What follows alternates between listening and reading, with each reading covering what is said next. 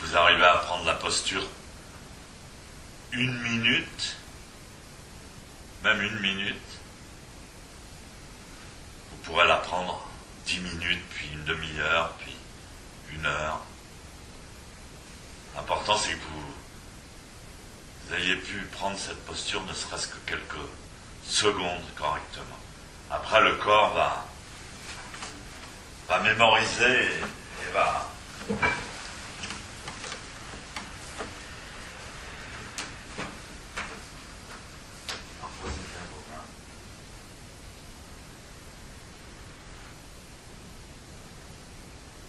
Alors c'est unique l'enseignement du Zazen tel qu'il a été transmis par les Bouddhas depuis 2500 ans. C'est unique et d'une simplicité incroyable. Tout consiste dans le fait de prendre la posture du Bouddha. C'est la posture de Bouddha, le Zazen. C'est la posture des Bouddhas.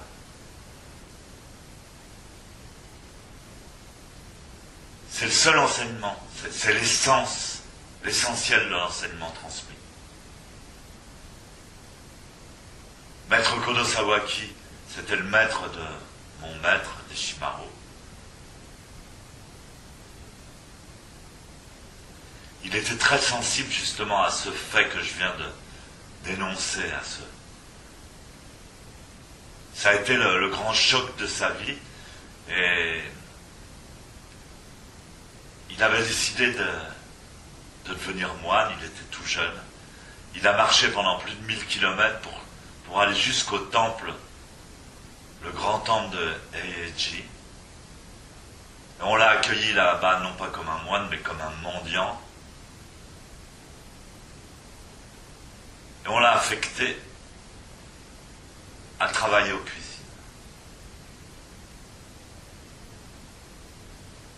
Mais il n'était pas moine. Il n'avait pas reçu l'ordination.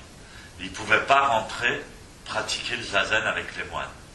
C'est très strict et très hiérarchisé, le zen au Japon. En tous les cas, ça l'était il y a une centaine d'années.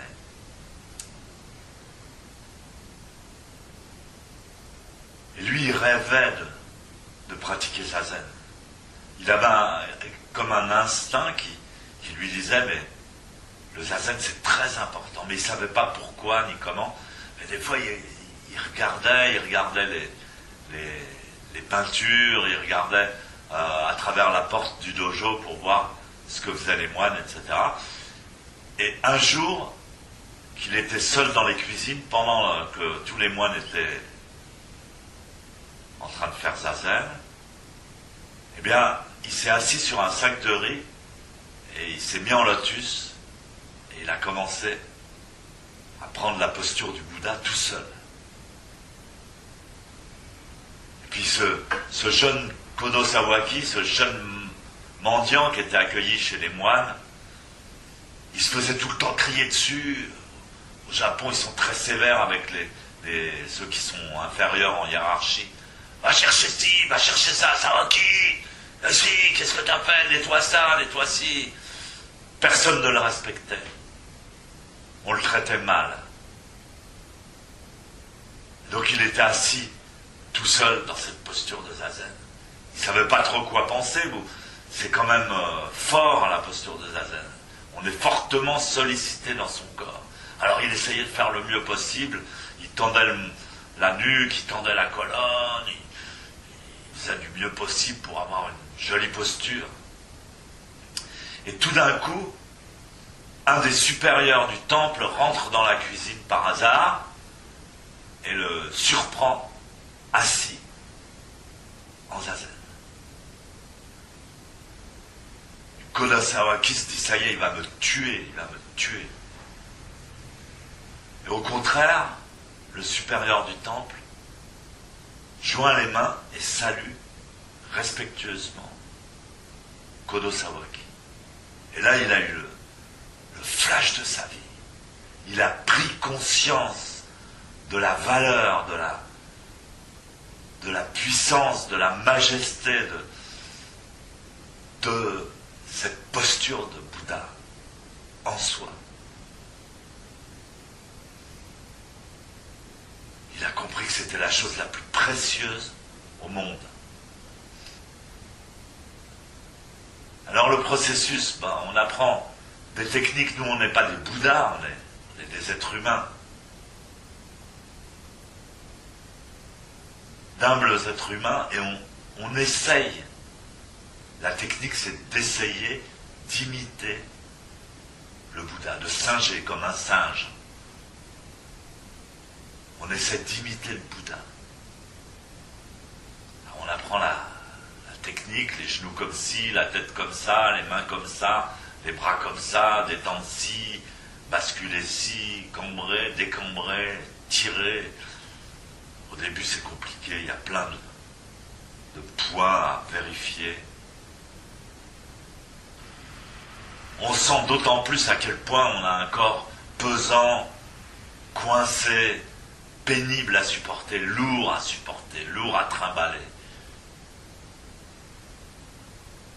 Et l'effet que ça a, c'est que c'est très désagréable, c'est très douloureux, surtout au milieu, au début, quoi. Surtout au début. Et ça, c'est la partie humaine du zazen. En fait, une fois que l'humain a fait tout ce qu'il pouvait pour essayer de prendre cette posture divine le mieux possible, à ce moment-là, il faut abandonner l'humain, il faut abandonner l'ego, il faut lâcher. On a fait ce qu'on pouvait, c'est bon. Maintenant, on lâche. On arrête de considérer quoi que ce soit. Que ce soit des douleurs, ou du bien-être, ou de l'impatience, ou des pensées, tout ça, on laisse. On s'en occupe plus. On abandonne complètement corps et esprit personnel.